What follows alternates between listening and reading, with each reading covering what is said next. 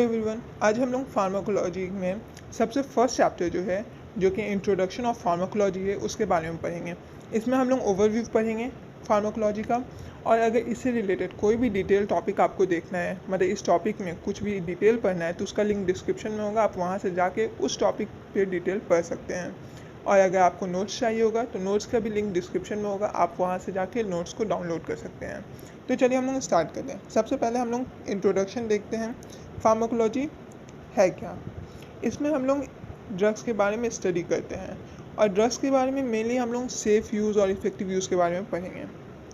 Pharmacology का दो main division है, एक फार्माकोडायनेमिक हो गया और दूसरा फार्माकोकाइनेटिक्स। फार्माकोडायनेमिक्स में हम लोग पढ़ते हैं ड्रग्स का एक्शन, मतलब ड्रग्स क्या क्या हमारे बॉडी पे इफ़ेक्ट दिखा सकता है, what the drug does to the body. जैसे हमारे बॉडी में गया तो वो क्या क्या कर सकता है, वो क्या क्या चेंज लाएगा, क्या क्या आगे प्रोसेस होगा उसका, वो सारा चीज़ हम लोग फार्माकोडायनेमिक्स में पढ़ेंगे। फार्माकोकाइनेटिक्स में हम लोग पढ़ते हैं कि बॉडी ड्रग के साथ क्या करता है। मतलब अगर कोई ड्रग हमारे बॉडी में गया तो फिर वो उसको क्या करेगा, वो उसको तोड़ेगा। तोड़ने के बाद वो उसको क्या करेगा कि एब्जॉर्ब कर सकता है, डिस्ट्रीब्यूट करेगा, फिर उसका मेटाबॉलिज्म होगा, फिर धीरे धीरे एलिमिनेट हो जाएगा। तो absorption, distribution, metabolism and elimination हम लोग फार्माकोकाइनेटिक्स पढ़ते हैं। आदमी से याद रखिएगा ADME, आदमी। ये हम लोग आदमी के बारे में हम लोग किस में पढ़ेंगे, फार्माकोकाइनेटिक्स में। और ऑसवाल्ड स्कीमिलीबर्ग जो थे वो फादर थे फार्माकोलॉजी के लिए। ठीक है, अब हम लोग देखते हैं फार्माकोलॉजी के दूसरे एस्पेक्ट्स के बारे में। जैसे कि पहला हो गया हमारा फार्माकोथेरेपेटिक्स, दूसरा clinical pharmacology, chemotherapy, pharmacy, toxicology. मतलब मेन तो अलग अलग। फार्माकोथेरेपेटिक्स में हम लोग देखते हैं हम लोग it is the application of pharmacological information together with the knowledge of disease. यहाँ हम लोग डील करते हैं अप्रोप्रिएट ड्रग। यहाँ पे अप्रिशिएट ड्रग हो गया है, यहाँ पे होगा अप्रोप्रिएट ड्रग। डोज कितना होगा ड्रग का, ड्यूरेशन कितना होगा ट्रीटमेंट, ये ड्रग के मतलब ट्रीटमेंट के लिए कितने टाइम तक ड्रग को लेना है, ये सारी चीज़ हम लोग फार्माकोथेरेपेटिक्स में लेते हैं। यहाँ पे मैं नोट्स में इस चीज़ को करेक्ट कर दूँगी। अब यहाँ पे अप्रोप्रिएट होगा। ठीक है, क्लिनिकल फार्माकोलॉजी में हम लोग पढ़ते हैं study of, it is a scientific study of drug in man. इसमें फार्माकोकाइनेटिक्स एंड फार्माकोडायनेमिक्स दोनों आते हैं। यहाँ पे हम लोग देखते हैं ड्रग का इफिकेसी क्या है, सेफ्टी क्या है, एडवर्स इफेक्ट ऑफ ड्रग, ये सब चीज़ के बारे में हम लोग क्लिनिकल फार्माकोलॉजी में पढ़ेंगे। केमोथेरेपी में it is a treatment of malignancy with a specific drug that have selective toxicity for the malignant cell. मतलब एक टाइप से देखा जाए केमोथेरेपी में हम लोग कैंसर सेल के बारे में पढ़ेंगे। Pharmacy, it is the art and science of compounding and dispensing drug. ये फार्मेसी हो गया, अब ड्रग को उसको कैसे अरेंज करना है, कैसे, ये तो एक टाइप से आर्ट और साइंस दोनों हो गया, क्योंकि अरेंजमेंट ये सब तो ये हो गया। फार्मेसी जैसे हम लोग पढ़ते हैं ना, फार्मेसी है यहाँ पे तो वो सब फार्मेसी में हम लोग देखेंगे। Large scale manufacture of drug को हम लोग फार्माक्यूटिक्स कहते हैं। जहाँ पे बहुत ज़्यादा ड्रग्स को मैन्युफैक्चर किया जाता है, बहुत लार्ज स्केल पर अगर मैन्युफैक्चर किया जा रहा है तो उसको हम लोग फार्माक्यूटिक्स कहेंगे। टॉक्सिकोलॉजी में हम लोग क्या पढ़ेंगे, तो ड्रग के पॉइजनस इफेक्ट के बारे में पढ़ेंगे टॉक्सिकोलॉजी। अब फार्माकोलॉजी में हम लोगों को पढ़ना क्या है, ड्रग्स के बारे में पढ़ना है। तो ड्रग्स है क्या, सबसे पहले ये तो जानना है। तो WHO ने एक डेफिनेशन दिया ड्रग का, सबसे पहले हम लोग वो याद रखेंगे। WHO का ये डेफिनेशन ड्रग का इंपॉर्टेंट है और इसको आप लोगों को याद रखना है, क्योंकि कभी कभी डायरेक्ट WHO का डेफिनेशन पूछ लिया जाता है, तो आप लोग इसे याद रखिएगा। WHO ने डेफिनेशन दिया था, ड्रग इज एनी सब्सटेंस और प्रोडक्ट दैट इज यूज और intended to be use to modify और एक्सप्लोर द फिजियोलॉजिकल सिस्टम और pathological state for the benefit of the recipient. WHO ने कहा ड्रग कोई भी सब्सटेंस हो सकता है जिसको हम लोग यूज़ करें फिजियोलॉजिकल सिस्टम या पैथोलॉजिकल स्टेट को मॉडिफाई करने के लिए। ठीक है, दो ग्रुप में ड्रग को डिवाइड किया गया, एक फार्माकोडायनेमिक एजेंट, दूसरा केमोथेरेपेटिक एजेंट। फार्माकोडायनेमिक एजेंट ऐसे ड्रग हो गए जो रेसिपिएंट में अपना असर दिखाएं। केमोथेरेपेटिक एजेंट ऐसे ड्रग हो गए जो इन्वेडिंग पैरासाइट पे अपना असर दिखाएं और उनके रेसिपिएंट में कोई असर नहीं हो। दोनों के बारे में हम समझाते हैं। जैसे कि हम एक ड्रग लिए और सपोज़ मेरा ब्लड प्रेशर ज़्यादा है और वो गया और वो मेरे बॉडी के साथ कुछ चेंज करके वो मेरे ब्लड प्रेशर को कम किया, तो वैसे ड्रग उसने मेरे अंदर इफेक्ट दिखाया, मतलब मेरे अंदर कुछ ना कुछ गड़बड़ किया या कुछ चेंज लाया, तो वैसे ड्रग्स को हम लोग फार्माकोडायनेमिक एजेंट कहते हैं। और केमोथेरेपेटिक एजेंट जैसे कि जैसे कि अगर कुछ फंगल इन्फेक्शन है और मैंने कोई ड्रग लिया, तो वो उस फंगस को मारा या फंगस के साथ कुछ किया, लेकिन उसने मेरे बॉडी के साथ कुछ नहीं किया, तो वैसे ड्रग्स को हम लोग केमोथेरेपेटिक एजेंट कहते हैं। दे इनहिबिट या kill the invading parasite but have no या minimal pharmacodynamic effect in the recipient. अब हम लोग ड्रग्स के नेचर के बारे में पढ़ेंगे, तो हम लोग ओवरऑल देख लेते हैं क्या क्या ड्रग्स का बेसिक प्रॉपर्टी है। तो जितने भी ड्रग्स है वो केमिकल होते हैं, सिंपल या कॉम्प्लेक्स हो सकते हैं। मेजोरिटी ऑफ ड्रग्स जो है वो ऑर्गेनिक कंपाउंड होता है, कुछ इनऑर्गेनिक कंपाउंड भी ड्रग्स होते हैं। इसका एग्जांपल हो गया lithium carbonate, ferrous sulphate, magnesium hydroxide हो गया। ऑर्गेनिक ड्रग जो हो गया वो भी 3 टाइप के हो सकते हैं। वीकली एसिडिक हो गया जैसे एस्प्रिन हो गया, वीक बेस हो सकते हैं जैसे मॉर्फिन हो गया, नॉन इलेक्ट्रोलाइट हो सकते हैं जैसे अल्कोहल हो गया। तो मेनली अगर ड्रग्स की बात करें तो मेजोरिटी ऑफ ड्रग ऑर्गेनिक है। ऑर्गेनिक में भी इनके अलग अलग पार्ट्स हो सकते हैं जैसे वीक एसिड, वीक बेस और नॉन इलेक्ट्रोलाइट। और कुछ ड्रग जो हो गए नॉन इलेक्ट्रोलाइट्स भी, मतलब कि ये जैसे कि कुछ ड्रग जो हो गया इनऑर्गेनिक ड्रग्स भी होते हैं। ड्रग जो हो गया वो इसका फिजिकल स्टेट देखा जाए तो वो सॉलिड, लिक्विड, गैस तीनों फॉर्म में हो सकते हैं। मैक्सिमम ड्रग जो हो गया वो सॉलिड फॉर्म में पाया जाता है। मॉलिक्यूलर वेट जो हो गया ड्रग का 100 से 1000 के बीच में हो गया। इससे छोटा इसलिए नहीं यूज़ करते हैं क्योंकि अगर वो छोटा हो गया तो उसका स्पेसिफिक फीचर नहीं होता, जैसे कॉन्फ़िगरेशन नहीं होगा तो वो टारगेट मॉलिक्यूल के साथ बाइंड ही नहीं कर पाएगा, तो एक्शन क्या दिखाएगा। और इससे ज़्यादा हो गया तो हम लोग जानते हैं ड्रग्स को बहुत टाइम मेम्ब्रेन को क्रॉस करना पड़ता है, और अगर 1000 से ज़्यादा का ड्रग हो गया तो वो मेम्ब्रेन से पास ही नहीं कर पाएगा। लेकिन कभी कभी होता है कि कुछ ड्रग्स होते हैं जिसका मॉलिक्यूलर वेट 1000 से ज़्यादा होता है, तो वैसे ड्रग्स को हम लोग पेरेंटरली देते हैं। मतलब क्या हो गया, non oral means of administration डाई, जैसे इंट्रावेनस हो गया, इंटरमस्कुलर हो गया, इन सब मेम्ब्रेन क्रॉस करने का ज़्यादा यूज नहीं होता है, तो हम लोग दे सकते हैं। तो मेम्ब्रेन क्रॉस करने का नहीं है तो ये प्रॉब्लम उतना क्रिएट नहीं करेगा। कुछ एक्सेप्शंस हैं जैसे ड्रग्स के जो इस रेंज के बीच में 100 से 1000 के बीच में नहीं आती, जैसे एग्जांपल हो गया लिथियम हो गया जिसका साइज 7D हो गया जो 100D से बहुत छोटा है, हिपैरिन हो गया, एंजाइम्स हो गए, ये सब एक्सेप्शंस हो गए। हम लोग जल्दी से देख लेते हैं सोर्स ऑफ ड्रग के बहुत सारे सोर्स होते हैं, जैसे प्लांट्स हो गए पहले सोर्स, दूसरा सोर्स हो गया animal, microbe, synthetic chemistry, minerals, biotechnology, इन सबको ओवरऑल देख लेते हैं। तो प्लांट के बारे में हम लोग जानते हैं ये ओल्डेस्ट सोर्स हो गया। इसका एग्जांपल होगा ओपियम, बेलाडोना, सिंकोना हो गया। अब प्लांट से भी जितने भी ड्रग्स ऑब्टेन किए जाते हैं उनको 3 कैटेगरी में डिवाइड किया गया, अल्कलॉइड, ग्लाइकोसाइड्स, ऑयल्स, इन सब के प्रॉपर्टी के बेसिस पे। तो ये सबको उतना ज़्यादा ध्यान नहीं देना है। अल्कलॉइड का एक एग्जाम्पल हो गया मॉर्फिन, ग्लाइकोसाइड्स का एग्जाम्पल हो गया कार्डिक ग्लाइकोसाइड्स, ऑयल्स का एग्जाम्पल हो गया कैस्टर ऑयल हो गया। अब हम लोग आगे देखते हैं एनिमल से जो ड्रग ऑब्टेन करते हैं उसका 1-2 एग्जांपल देख लेते हैं। इंसुलिन हो गया, विटामिन B12 हो गया। माइक्रोब से ऑब्टेन करने वाले ड्रग की बात करें पेनिसिलिन, ये मोस्ट कॉमनली हम लोग जानते हैं, सब लोग जानते हैं।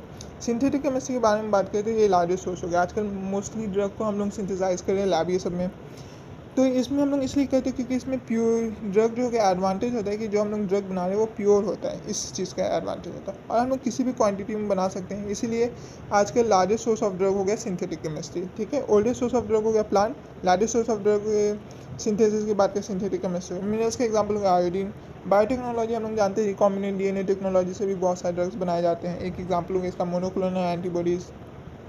तो बेसिकली हम लोग को देखना है कि सोर्स ऑफ ड्रग में याद रखना प्लांट हो गया, एनिमल हो गया, माइक्रोब हो गया, सिंथेटिक केमिस्ट्री हो गया, मिनरल्स हो गया एंड बायोकेमिस्ट्री हो गया। और उसके बाद हम लोग को याद रखना है कि ओल्डेस्ट सोर्स में प्लांट हो गया and largest source of drug synthetic chemistry हो गया। एंड सिंथेटिक केमिस्ट्री मतलब लैब में सिंथेसाइज किया जाता है। इसका एडवांटेज क्या है, तो ये ड्रग जो ऑब्टेन होता है वो प्योर होता है एंड यूनिफॉर्म होता है, इसका मोस्ट इंपॉर्टेंट एडवांटेज हो गया। और दूसरा इसका एडवांटेज ये है कि हम लोग किसी भी क्वान्टिटी में जितना हम लोग की ज़रूरत है उतना क्वान्टिटी में सिंथेसाइज कर सकते हैं। अब हम लोग पढ़ते हैं ड्रग नोमेनक्लेचर।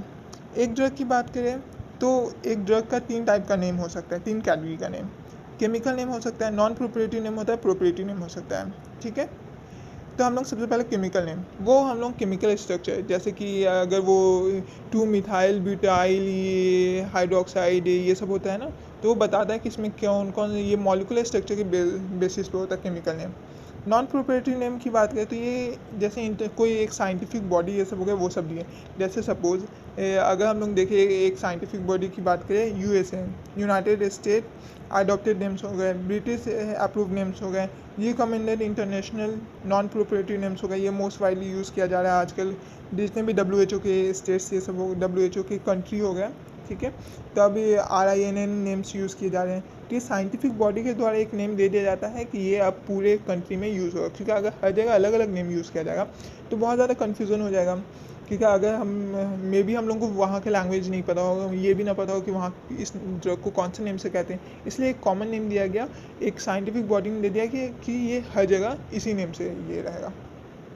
इसको हम लोग अप्रूव नेम भी कहते हैं, ऑफिशियल नेम भी कह सकते हैं और जेनेरिक नेम भी कह सकते हैं। थर्ड टाइप का नेम हो गया प्रोप्रिएटरी नेम। इसको हम लोग ब्रांड नेम भी कहते हैं। ये मैन्युफैक्चरर के द्वारा दिया जाता है, मतलब जिसने बनाया है इसको वो अपना। ये शॉर्ट एंड ईजी रखता है ताकि याद हो सके आराम से, लोग आराम से इसको यूज़ कर सके। कभी कभी बहुत जैसे एस्पिरिन ये सब, ठीक है। एक एग्जांपल बताते हैं, अगर नाम छोटा छोटा हुआ, ठीक है, तो हम लोग आराम से ये कर सकते हैं और हम लोगों को याद रहेगा, तो हम लोग बहुत ज़्यादा उसको यूज़ कर सकते हैं। अब अगर बहुत लंबा नाम हुआ तो याद ही नहीं रहेगा, तो हम लोग उसका याद नहीं कर पाएंगे, तो फिर प्रॉब्लम होगा, बहुत ज़्यादा प्रॉब्लम क्रिएट हो जाएगा, ठीक है। एक ड्रग की बात करें, उसका मल्टीपल प्रोप्रिएटरी नेम हो सकता है। मतलब अब देखो, अलग अलग ब्रांड उसको बनाया तो अलग अलग नाम रख दिया। अगर एक ड्रग सपोज वो खांसी का ही ड्रग है, ठीक है, उसको दूसरी कंपनी ने बनाया, वो अपने हिसाब से दूसरा नाम रखा। फिर दूसरी कंपनी ने बनाया, उसने उस ड्रग का काम वही है लेकिन नाम दूसरा रख दिया, क्योंकि ये ब्रांड नेम है, कोई भी ब्रांड नेम रख सकता है। लेकिन एक ड्रग का एक ही प्रोप्रिएटरी नेम हो सकता है, लेकिन एक ड्रग का एक से ज़्यादा नॉन प्रोप्रिएटरी नेम, सॉरी, एक ड्रग का एक ही नॉन प्रोप्रिएटरी नेम हो सकता है और एक ड्रग का एक से ज़्यादा प्रोप्रिएटरी नेम हो सकता है, ठीक है।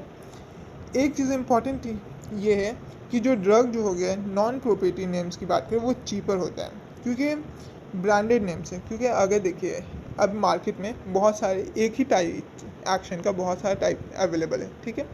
तो अगर हम लोगों को अपना ब्रांड को प्रमोट करना पड़ता है, बहुत सारा प्रमोट करने में पैसे वैसे लग जाते हैं, इसी जितने ब्रांड्स नेम्स वाले ड्रग्स जो हो गए वो थोड़े कॉस्टली होते हैं as compare to non proprietary name, क्योंकि नॉन प्रोप्रिएटरी नेम वाले का कंपटीशन नहीं होता है। यहाँ ब्रांड नेम में कंपटीशन है, जिसका ज़्यादा ब्रांड पॉपुलर होगा उसका ज़्यादा सेल होगा, इसीलिए लोग ये अपने आप को मतलब कंपटीशन के लिए मैन्युफैक्चरर बहुत सारे पैसे इन्वेस्ट करता है प्रमोट करने के लिए। इसलिए याद रखना, प्रोप्रिएटरी नेम जो हो गया, दो डिफरेंस याद रखना। नॉन प्रोप्रिएटरी नेम एक ही होता है एक ड्रग का, प्रोप्रिएटरी नेम एक ड्रग का एक से ज़्यादा हो सकता है। दूसरा, नॉन प्रोप्रिएटरी नेम जो हो गया वो चीपर होता है, प्रोप्रिएटरी नेम जो हो गया वो कॉस्टली होता है, क्योंकि ब्रांड नेम को मतलब पैसे इन्वेस्ट करने पड़ते हैं मैन्युफैक्चरर को ब्रांड नेम को प्रमोट करने के लिए, ठीक है। Drug compendia. These are the compilation of information of drug in form of monograph. Pharmacopoeia and formularies are bought out by government in a country and they hold legal status. Drug compendia मतलब ये इन सब drug के बारे में जितना भी information है वो कहीं तो स्टोर होगा ना, तो जहाँ स्टोर होता है उसको हम लोग कहते हैं ड्रग कॉम्पेंडिया। अभी जैसे कि अगर हम लोग इसकी बात करें तो हर लोग अगर ये करें कि कुछ ड्रग के बारे में जाने हैं तो अपना अलग अलग लोग ड्रग कॉम्पेंडिया बना सकते हैं, लेकिन फार्माकोपिया एंड फॉर्मुलेज जो है वो गवर्नमेंट के द्वारा दिया जाता है, ठीक है ना। एंड इनका एक कंट्री में गवर्नमेंट के द्वारा इशू किया जाता है। इसमें सारे हम लोगों को इन्फॉर्मेशन रहता है ड्रग्स के बारे में। फार्माकोपिया में क्या क्या इन्फॉर्मेशन मिलता है ड्रग्स के बारे में, तो ड्रग्स के बारे में हम लोग को मॉलिकुलर वेट के बारे में दिया रहता है, केमिकल स्ट्रक्चर के बारे में दिया रहता है, फिजिकल केमिकल कैरेक्टरिस्टिक, उसका सॉल्युबिलिटी क्या है, ये जितना भी इन्फॉर्मेशन है ड्रग का वो सारा फार्माकोपिया में होता है। और ये जो हो गया अभी मॉलिकुलर स्ट्रक्चर क्या है इसका, केमिकल स्ट्रक्चर क्या है, इसका वेट क्या है, ये सब किसके यूज़ होगा, उन सब के लिए ज़्यादा यूज़फुल होगा जिसको मैन्युफैक्चर करेंगे। इसलिए फार्माकोपिया जो हो गया वो ड्रग मैन्युफैक्चर के लिए यूज़फुल होता है। एग्जाम्पल हो गया इंडियन फार्माकोपिया। फार्मुलरीज में जो होता है इसमें क्या क्या होते हैं इन्फॉर्मेशन, तो इसमें क्या होता है ट्रीटमेंट, किस चीज़ के ट्रीटमेंट के लिए ड्रग को यूज़ करते हैं, ड्रग का क्लास क्या है, कौन कौन से कंडीशन में ड्रग को यूज़ कर सकते हैं, ये सारे इन्फॉर्मेशन फार्मुलरीज में होता है। और फिर ये किसके लिए यूज़फुल होगा, तो जो प्रिस्क्राइब करते हैं ड्रग को उन लोगों के लिए यूज़फुल हो गया। तो याद रखना है फार्माकोपिया जो हो गया ड्रग मैन्युफैक्चरर के लिए यूज़फुल होता है एंड फार्मुलरीज जो हो गया वो प्रिस्क्राइबर के लिए यूज़फुल होता है। अब हम लोग देखेंगे डोजेस फॉर्म ऑफ ड्रग। यहाँ पे हम लोग ओवरऑल देखेंगे कि 4 डोज फॉर्म होता है, मतलब इस फॉर्म में हम लोग ड्रग को दे सकते हैं। एक सॉलिड फॉर्म होगा, लिक्विड फॉर्म होगा, सेमी सॉलिड फॉर्म होगा, इनहेलेशन होगा। इसका डिटेल मैं वीडियो बना चुकी हूँ, आप लिंक डिस्क्रिप्शन में दिया हुआ है, आप वहाँ से जाकर के वीडियो देख सकते हैं। हम लोग ओवरऑल देखते हैं। सॉलिड डोजेस फॉर्म की बात करें तो सॉलिड डोजेस फॉर्म का एग्जाम्पल हो गया powder, tablet, pills, capsule, lozenges, suppositories. फिर हम लोग देखेंगे लिक्विड डोजेस फॉर्म। इसमें कौन कौन से कैटेगरी आ गए, एक्वस सॉल्यूशन हो गया, सस्पेंशन हो गया, इलेक्सर हो गया, ड्रॉप्स हो गया और उसके बाद लोशन हो गया, इंजेक्शन हो गया। सेमी सॉलिड में कौन कौन से कैटेगरी आ गया, ऑइंटमेंट आ गया, पेस्ट आ गया, जेल आ गया। इन्हेलेशन जो बहुत छोटे वॉलेटाइल लिक्विड हो गया या फिर गैस हो गई, वॉलेटाइल लिक्विड हो गया, छोटे छोटे सॉलिड हो गए या फिर गैस टाइप के, उसको हम लोग इन्हेलेशन के थ्रू दे सकते हैं। ठीक है, तो इसका डिटेल वीडियो मैं बना चुकी हूँ, आप लिंक डिस्क्रिप्शन में है, वहाँ से जाके देख लीजिए। इसको रिपीट करने से कोई फ़ायदा नहीं है, वीडियो ही लंबा होगा, इसलिए मैंने इसको स्किप किया। अब हम लोग पढ़ेंगे एसेंशियल मेडिसिन में WHO के द्वारा दिया गया हर डेफिनेशन इंपॉर्टेंट होता है, इसलिए WHO का डेफिनेशन हमेशा याद रखिएगा। तो WHO ने डेफिनेशन ये दिया एसेंशियल मेडिसिन का, those that satisfy priority health care need of the population. और ये क्या होना चाहिए, ऐसे मेडिसिन, एसेंशियल मेडिसिन की कैटेगरी में वैसे मेडिसिन आए जो मतलब कि एक पॉपुलेशन के प्रायोरिटी हेल्थ, एक पॉपुलेशन का जो प्रायोरिटी है उसको, उसके लिए यूज़ किया जा सके। ठीक है ना, और हमेशा अवेलेबल होना चाहिए, उसका एडिक्वेट अमाउंट में होना चाहिए, उसका डोज अप्रोप्रिएट होना चाहिए और अफोर्डेबल होना चाहिए। वैसे ये सारी चीज़ें अगर किसी ड्रग्स में है तो वो ड्रग्स आ गए एसेंशियल मेडिसिन के कैटेगरी में। ठीक है, तो कुछ तो क्राइटेरिया होगा जिससे हम लोग बता सकते हैं कि ये ड्रग एसेंशियल ड्रग में आता है, ये ड्रग एसेंशियल ड्रग में नहीं आता। तो क्राइटेरिया हो गया, सबसे पहली बात है कि उसके बारे में हम लोग उसकी एफिकेसी एंड सेफ्टी के बारे में, उस ड्रग के एडुकेट डेटा अवेलेबल होना चाहिए। वो ड्रग को ऐसे फॉर्म में अवेलेबल होना चाहिए ताकि वो स्टेबल रहे एंड उसकी क्वालिटी के बारे में हम लोग बोल सकें कि हाँ इसकी क्वालिटी ख़राब नहीं हुई है, ये स्टेबल रह सके, ज़्यादा टाइम तक होल्ड किया जा सके। अगर एक और फिर हम लोग जानते हैं कि उस ड्रग को हमेशा अवेलेबल होना चाहिए, एडुकेट माइंड में होना चाहिए, अप्रोप्रिएट डोज फॉर्म में होना चाहिए, उसको ड्रग को अफोर्डेबल होना चाहिए। अगर दो ड्रग हो गया सिमिलर है, ठीक है, तो हम लोग कैसे वहाँ पे सिलेक्ट करेंगे इन दोनों में से कौन सा एसेंशियल मेडिसिन कहलाएगा। तो हम लोग उनके relative efficacy, safety, quality, price, availability देखते हैं। इन सब में जो ज़्यादा अच्छा हुआ वो हम लोग एसेंशियल मेडिसिन में आ जाता है। लेकिन इसमें सबसे प्रायोरिटी दिया जाता है कॉस्ट बेनिफिट रेशियो को, मतलब सस्ता होना चाहिए ताकि सारे पॉपुलेशन उसको अफोर्ड कर सके। वरना अगर कुछ एक स्पेसिफिक पॉपुलेशन ही अफोर्ड कर पाएंगे तो वो एसेंशियल मेडिसिन में नहीं आता है। अब हम लोग कुछ नोट देखते हैं। सबसे पहली बात है हो गया WHO का। WHO ने first model list of essential drug बनाया था 1997 में। उसके बाद टाइम टू टाइम ये चेंज होते रहता है, धीरे धीरे रिवाइज होगा। ऑब्वियसली नए नए ड्रग्स बनेंगे तो उन सबको भी अगर क्राइटेरिया ये सब फुलफिल करे तो एसेंशियल मेडिसिन में डाला जाता है। अभी हम लोग का करेंट जो है वो 2017 का है और वो 20th लिस्ट है। इसमें क्या होगा, 433 मेडिसिन डाले गए हैं, जिसमें 25 जो है फिक्स डोज ड्रग कॉम्बिनेशन है। फिक्स डोज ड्रग कॉम्बिनेशन है, ये मैं इसके लिए अलग से वीडियो बनाऊंगा, उसमें देख लीजिएगा आप लोग। इंडिया की बात करिए, अपना अलग एसेंशियल मेडिसिन का लिस्ट बनाता है जिसको हम लोग कहते हैं national list of essential medicine. ठीक है, अभी इसका लेटेस्ट चल रहा है 2015 वाला वर्जन और इसमें 376 मेडिसिन है, जिसमें 20 FDCS है, फिक्स डोज ड्रग कॉम्बिनेशन हो गया।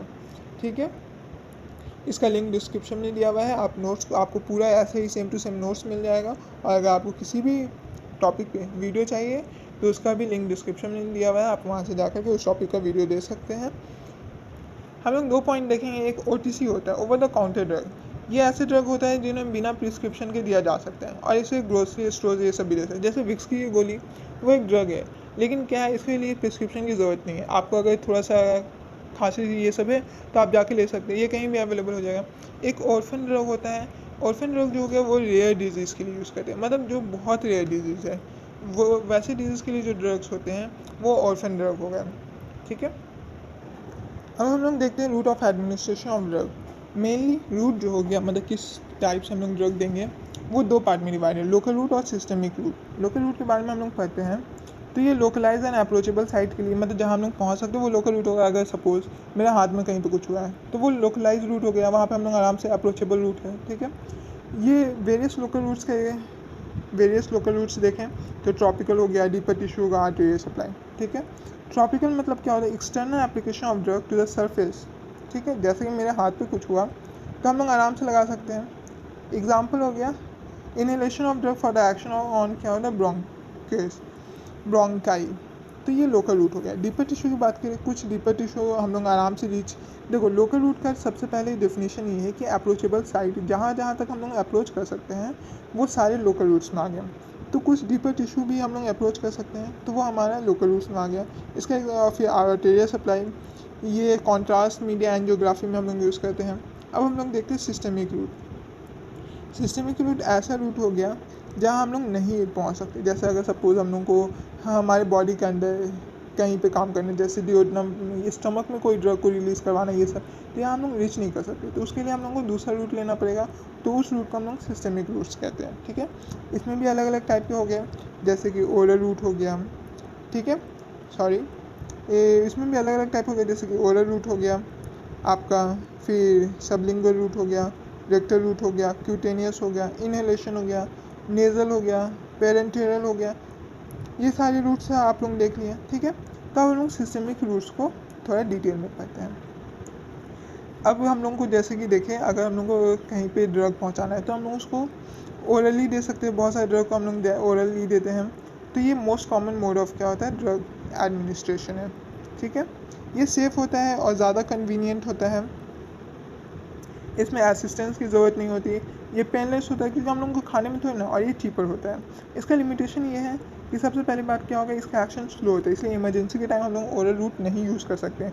इमरजेंसी का सिचुएशन आया, अब हम उसको ड्रग दे रहे हैं कि तुम खा लो उसके बाद जाएगा, तो इमरजेंसी के लिए सूटेबल नहीं होता है। ठीक है, दूसरी बात क्या, अनप्लीजेंट ड्रग जो हो गया वो डिफ़िकल्ट हो जाता है। अब टेस्ट ख़राब हो गया तो बहुत प्रॉब्लम होता है, बहुत सारे बच्चे नहीं खाते हैं। ठीक है, नॉज़िया एंड वोमिटिंग कॉज कर सकता है। ये अनकोऑपरेटिव पेशेंट, वोमिटिंग पेशेंट ये सब में नहीं यूज़ कर सकते। अब कोई सी पेशेंट को बहुत ज़्यादा वोमिटिंग हो रहा है तो उससे हम लोग ओरल रूट नहीं दे सकते, क्योंकि जो भी देंगे वो ड्रग वोमिटिंग के साथ वापस आ जाएगा। और ये क्या हो गया, बहुत सारा ड्रग ऐसा होता है जो डाइजेस्टिव जूस के थ्रू डिस्ट्रॉय हो जाता है, तो वैसे ड्रग को ओरली देने से कोई फ़ायदा ही नहीं, वो डाइजेस्टिव सिस्टम में जाएगा, डाइजेस्टिव जूस के द्वारा फिर डिस्ट्रॉय हो जाएगा। तो ये इसके लिमिटेशंस हो गए। ठीक है, आगे हम लोग देखते हैं कुछ नोट्स। जितने भी ड्रग जो हो गए वो ओरली, जितने भी ड्रग एब्जॉर्ब होते हैं वो सारे ड्रग का first pass metabolism intestinal wall and liver में होता है। और अगर ड्रग की बात करें जो रेक्टम से पास करता है, वो हाफ ड्रग जो हो गया वो जाता है फर्स्ट पास मेटाबॉलिज्म के लिए लीवर में। ठीक है, और जितने भी ड्रग ओरली दिए थे वो सारे जाते हैं फर्स्ट पास मेटाबॉलिज्म के लिए लीवर में। दूसरी बात क्या हुआ, ड्रग जो हो गया सिस्टमिक रूट से अगर गया तो वो उसका फर्स्ट पास मेटाबॉलिज्म लंग्स में होता है, लेकिन ये बहुत माइनर होता है। ठीक है ना, इसीलिए अगर हम लोग को कोई ड्रग हुआ जिसका फर्स्ट पास मेटाबॉलिज्म बहुत ज़्यादा है तो उसको हम लोग सिस्टमिक रूट से देते हैं, क्योंकि उसका फर्स्ट पास मेटाबॉलिज्म बहुत मिनिमम है। ठीक है, ये हम लोग का डायग्राम देख लीजिएगा। अब दूसरा है ओरल रूट के बाद अब हम लोग का सबलिंगुअल या बक्कल रूट आया। ठीक है, मतलब हम लोग ज़बान के नीचे रखते हैं, ड्रग को टंग के नीचे रखते हैं। लिपिड सॉल्युबल ड्रग हो गया और नॉन इरिटेटिंग ड्रग यूज़ कर सकते हैं। ठीक है, लिपिड सॉल्युबल ड्रग इसलिए क्योंकि लिपिड सॉल्युबल ड्रग जो हो गया वो मेम्ब्रेन को क्रॉस करने में ईजी होगा। नॉन इरिटेटिंग ड्रग इसलिए क्योंकि अगर इरिटेशन कॉज करेगा तो फिर लोग ज़बान के अंदर रखना नहीं चाहेंगे। एब्जॉर्प्शन जो हो गया इसका फास्ट होता है, इसीलिए हम लोग इसको इमरजेंसी के टाइम यूज़ कर सकते हैं। जैसे अगर कोई इमरजेंसी का सिचुएशन आया तो हम लोग ओरल रूट देने की जगह हम लोग सबलिंगुअल रूट यूज़ कर सकते हैं। इसका एक फ़ायदा और है कि लीवर बाईपास हो जाता है, इसीलिए अगर किसी ड्रग का फर्स्ट पास मेटाबॉलिज्म बहुत ज़्यादा है तो हम लोग उसके लिए उस ड्रग के लिए सबलिंगुअल रूट भी यूज़ कर सकते हैं। हम लोग का थर्ड रूट जो हो गया वो रेक्टल रूट हो गया, मतलब रेक्टम के थ्रू देते हैं। तो अगर कोई इरिटेटिंग ड्रग हो गया या अनप्लीजेंट ड्रग हो गया तो वो हम लोग रेक्टल रूट के थ्रू दे सकते हैं। इसके साथ क्या हो गया, अगर हम लोग ऐसा पेशेंट जिसको बहुत ज़्यादा वोमिटिंग हो रहा है या फिर वो बेहोश है तो उस टाइम भी हम लोग रेक्टल रूट यूज़ कर सकते हैं। इसमें प्रॉब्लम ये है कि एब्जॉर्प्शन बहुत स्लोअर होता है, इरेगुलर होता है और कभी कभी पता भी नहीं चलता है। ठीक है, और ये इनकन्वीनियंट है, बहुत लोग प्रीफर नहीं करते हैं रेक्टल रूट, ठीक ना, क्योंकि ऑब्वियसली बहुत लोग ये अनकम्फर्टेबल होते हैं, तो इसलिए रेक्टल रूट इनकन्वीनियंट और एम्बैरेसिंग होता है। उसके बाद रेक्टल रूट से जो देते हैं तो 50% ड्रग जो हो गया वो एक्सटर्नल हेमोरॉइडल वेंस के द्वारा एब्जॉर्ब होता है और 50% जो है वो इंटरनल हेमोरॉइडल वेंस के द्वारा एब्जॉर्ब होता है। जो ड्रग एक्सटर्नल हेमोरॉइडल वेंस के द्वारा एब्जॉर्ब होता है वो लीवर को बाईपास कर जाता है। ठीक है, मतलब फर्स्ट पास मेटाबॉलिज्म उसका नहीं होता है, लेकिन जो ड्रग जो हो गया इंटरनल हेमोरॉइडल वेन के द्वारा एब्जॉर्ब होता है उसका फर्स्ट पास मेटाबॉलिज्म होता है। एग्जाम्पल कौन कौन से ड्रग को हम लोग जैसे दे सकते हैं रेक्टल रूट के थ्रू, डायज़ेपाम हो गया, पैरासीटामोल हो गया, इसको हम लोग रेक्टल रूट के थ्रू दे सकते हैं। अब हम लोग का फोर्थ रूट हो गया ओरल हो गया, सबलिंगुअल हो गया, रेक्टल के बाद cutaneous route. Highly lipid soluble drug को हम लोग स्किन पे अप्लाई कर सकते हैं ताकि वो स्लोली और लंबे समय तक का उसका एब्जॉर्प्शन होते रहे। और क्यूटेनियस रूट का एक और बेनिफिट है कि लीवर जो हो गया बाईपास हो जाता है, मतलब वैसे सेम केस अगर किसी ड्रग का फर्स्ट पास मेटाबॉलिज्म बहुत ज़्यादा है तो हम लोग क्यूटेनियस रूट के थ्रू दे सकते हैं। हम लोग का नेक्स्ट रूट हो गया इन्हेलेशन। इन्हेलेशन में हम लोग जैसे कि एयर के थ्रू देते हैं। ठीक है, जिसमें हम लोग कौन से ड्रग्स को यूज़ करते हैं, वॉलेटाइल लिक्विड हो गया, गैस, उसको हम लोग इन्हेलेशन के थ्रू दे सकते हैं। ठीक है, एग्जाम्पल जनरल एनेस्थेसिया, मतलब एनेस्थीसिया जो देते हैं वो हम लोग का इन्हेलेशन के थ्रू होता है। इसमें ये फ़ायदा है कि इसका एक्शन बहुत रैपिड होता है। दूसरी बात क्या है, इन्हेलेशन में एब्जॉर्प्शन कहाँ से होता है ड्रग का, तो एल्वुलाई के सरफेस से होता है। एक चीज़ हम लोग देखेंगे कि अगर एडमिनिस्ट्रेशन जो हो गया डिसकंटिन्यू, मतलब अगर हम लोग ये एनेस्थीसिया देना छोड़ दें, ठीक है, तो ड्रग जो हो गया diffuse back and is rapidly eliminated in expired air, hence control administration is possible. मतलब जब हम लोगों का काम खत्म हो गया तो हम लोग उस चीज़ को रोक सकते हैं। तो इन्हेलेशन का रूट का जो हो गया बेनिफिट ये है कि यहाँ कंट्रोल एडमिनिस्ट्रेशन पॉसिबल है। अब हम लोग देखते हैं नेज़ल रूट। तो हम लोग जानते हैं बहुत म्यूकस मेम्ब्रेन जो हो गया नोज़ का, वो एब्जॉर्ब कर सकते हैं बहुत सारे ड्रग, ठीक है। इसमें क्या क्या फ़ायदा है, जिसमें डाइजेस्टिव जूस है, लीवर बाईपास हो गया, सेम कंडीशन। बहुत सारे ड्रग अगर जो डाइजेस्टिव जूस के द्वारा डिस्ट्रॉय हो जा सकते हैं तो वो हम लोग नेज़ल रूट के थ्रू दे सकते हैं। यहाँ पे ब्लड ब्रेन बैरियर भी बाईपास हो जाता है। एग्जाम्पल नेज़ल रूट से कौन कौन से ड्रग्स को दे सकते हैं, तो कैल्सिटोनिन हो गया और इंसुलिन, इसको हम लोग नेज़ल रूट के थ्रू दे सकते हैं। अब हम लोग देखते हैं पेरेंटरल रूट, ठीक है। पेरेंटरल रूट का बेसिक अगर हम लोग डेफिनेशन की बात करें तो वो होता है non oral means of administration, मतलब ओरली देने के अलावा जितने भी हो गए वो पेरेंटरल रूट में आ गए, ठीक है। इसके में क्या क्या हम लोग देखते हैं इसके बारे में पॉइंट्स। तो सबसे पहली बात क्या हो गया, ड्रग का एक्शन जो है फास्टर होता है, इसलिए इमरजेंसी में यूज़ कर सकते हैं। गैस्ट्रिक इरिटेशन एंड वोमिटिंग जो हो गया इससे नहीं होता है। अगर कोई वोमिटिंग पेशेंट या अनकॉन्शियस पेशेंट है तो उसमें हम लोग पेरेंटरल यूज़ कर सकते हैं। लीवर बाईपास हो जाता है, ये मोस्ट इंपॉर्टेंट है, क्योंकि अगर बहुत एक कुछ ड्रग है जिसका फर्स्ट पास मेटाबॉलिज्म बहुत ज़्यादा है तो वो हम लोग पेरेंटरल यूज़ के थ्रू दे सकते हैं। अब पेरेंटरल यूज़ में अलग अलग जैसे कि अब पेरेंटरल यूज़ में बहुत सारे टाइप्स आ गए, ठीक है। तो एक आ गया सबक्यूटेनियस, इंट्रामस्कुलर, इंट्रावेनस, इंट्राडर्मल, ठीक है। मतलब इतने सारे टाइप्स आ गए पेरेंटल रूट के, ठीक है। तब हम लोग इन सब के बारे में डिटेल में पढ़ेंगे। पेरेंटल रूट का डिसएडवांटेज देखें तो सबसे पहली बात क्या हो गया, ये जो हमारा प्रिपरेशन है उसको स्टेराइल होना चाहिए। ये थोड़ा पेनफुल होता है, जैसे इंजेक्शन ये सब देते हैं तो ऑब्वियसली पेन होता है, और लोकल इंजरी का थोड़ा सा चांसेस होता है। तो ये कुछ डिसएडवांटेजेस हैं पेरेंटल रूट का, ठीक है। अब हम लोग आते हैं सबक्यूटेनियस रूट के बारे में। जैसे पेरेंटल रूट के टाइप हो गए, तो पहले हम लोग सबक्यूटेनियस रूट पढ़ते हैं। इसमें ड्रग को जो हो गया लूज सबक्यूटेनियस टिश्यू में डिपॉजिट करते हैं, ठीक है। और सबसे इम्पॉर्टेंट बात यह है कि इसमें हम लोग इरिटेटिंग ड्रग यूज़ नहीं कर सकते, और इसमें जो हो गया ड्रग का एब्जॉर्प्शन जो हो गया वो थोड़ा स्लो होते रहता है, ठीक है। सबक्यूटेनियस रूट में और इंट्रामस्कुलर रूट में ड्रग का एब्जॉर्प्शन अगर हम लोग कंपेयर करें तो इंट्रामस्कुलर रूट में ड्रग का एब्जॉर्प्शन फास्टर होता है एज़ कम्पेयर टू सबक्यूटेनियस इसमें, क्योंकि सबक्यूटेनियस टिश्यू जो हो गया उसमें क्या होता है, नर्व्स का सप्लाई ज़्यादा होता है, ठीक है। इसलिए हम लोग इरिटेटिंग ड्रग यूज़ नहीं कर सकते, कि इरिटेटिंग ड्रग यूज़ करेंगे तो हम लोग को नर्व सप्लाई ज़्यादा है तो हम लोग को सेंसेशन होगा, ठीक है। लेकिन सबक्यूटेनियस टिश्यू जो हो गया वो लेस वैस्कुलर होता है। लेस वैस्कुलर है तो उसका एब्जॉर्प्शन स्लो होगा। अब हम लोग देखते हैं इंट्रा मस्कुलर रूट की बात करते हैं, ठीक है। इंट्रामस्कुलर रूट की बात करें तो ड्रग को जो हो गया हम लोग इंजेक्ट करते हैं स्केलेटल मसल में, ठीक है। और मसल जो हो गया हम लोग जानते हैं वो उसमें सेंसरी नर्व्स जो हो गए वो थोड़े कम होते हैं, इसलिए थोड़ी इरिटेटिंग ड्रग हम लोग यूज़ कर सकते हैं, ठीक है। और दूसरी बात क्या होगा, मसल जो हो गया वो क्या मोर वैस्कुलर होते हैं, इसलिए हम बताएं सबक्यूटेनियस रूट से ज़्यादा इंट्रामस्कुलर रूट में ड्रग का एब्जॉर्प्शन फास्टली होता है, ठीक है। और ये लेस पेनफुल होता है। अब हम लोग जाते हैं इंट्रावेनस, मतलब ड्रग को सुपरफिशियल वेंस के थ्रू देते हैं। इसमें क्या हो गया, हम लोग जानते हैं वेंस का इंटीमा जो हो गया वो इनसेंसिटिव होता है ड्रग के लिए, और ये ड्रग जो हो गया ब्लड का तो वॉल्यूम बहुत ज़्यादा है, तो कोई भी ड्रग देते तो वो डाइल्यूट हो जाता है, इसीलिए हम लोग हाईली इरिटेटिंग ड्रग जो हो गया उसको इंट्रावेनस इंजेक्शन के थ्रू दे सकते हैं, ठीक है। लेकिन इसमें इसका लिमिटेशन ये है कि सिर्फ एक्वस सॉल्यूशन हम लोग यूज़ करते हैं, सस्पेंशन यूज़ नहीं करते हैं, क्योंकि मे भी ऐसा होगा कि ड्रग का पार्टिकल जो हो गया वो इम्बोलिज्म कॉज करे, ठीक है। जिसका इंट्रावेनस रूट का फर्स्ट डिसएडवांटेज ये है कि हम लोग सस्पेंशन नहीं यूज़ करेंगे, अगर सस्पेंशन यूज़ करेंगे तो फिर इम्बोलिज्म हो सकता है जो हमारे लिए डेंजरस है। दूसरा ये हो गया, ये रिस्की इसलिए होता है क्योंकि वाइटल ऑर्गन जैसे हार्ट ये सब वो gets expose to high concentration of drug, वो मतलब डायरेक्ट उसके कांटेक्ट ब्लड के थ्रू, तो ब्लड तो हर जगह जाता है, हार्ट ये सब और ड्रग का कॉन्सेंट्रेशन ज़्यादा हुआ तो इन सब का भी रिस्क बढ़ जाता है। अब आया हमारा फोर्थ कैटेगरी इंट्राडर्मल। तो इंट्राडर्मल रूट में 4 टाइप के होते हैं, subcutaneous, intramuscular, intravenous, intradermal. Intradermal की बात करें तो इसमें ड्रग को इंजेक्ट करते हैं स्किन में, ठीक है। तो ये हमारे इंट्राडर्मल रूट हो गया। एक चीज़ हम लोग यहाँ देखना चाहेंगे कि आखिर हम रूट कैसे सिलेक्ट करें कि किस टाइम कौन से रूट से देना चाहिए ड्रग। ये भी तो इम्पॉर्टेंट है क्योंकि हम लोग इतने सारे रूट पढ़े हैं। अब एक ड्रग हमारे हाथ में है तो हम लोग कन्फ्यूज़ हो जाएंगे इसको कैसे दे, ओरली दे, सबलिंगुअली दे, पैरेंटरली दे, इंट्रावेनस दे, इंट्रामस्कुलर दे, पागल ही हो जाएंगे। तो कुछ मतलब कि फैक्टर्स हो गए जिससे हम लोग डिसाइड करते हैं कि कौन सा रूट यूज़ करेंगे।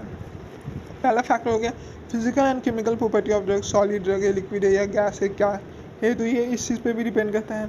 अगर कोई सॉलिड ड्रग है, ठीक है, या फिर लिक्विड होगा, ऑइंटमेंट टाइप हो गया, तो ये सब हम लोग उसको लोकलाइज रूट के थ्रू दे सकते हैं आराम से।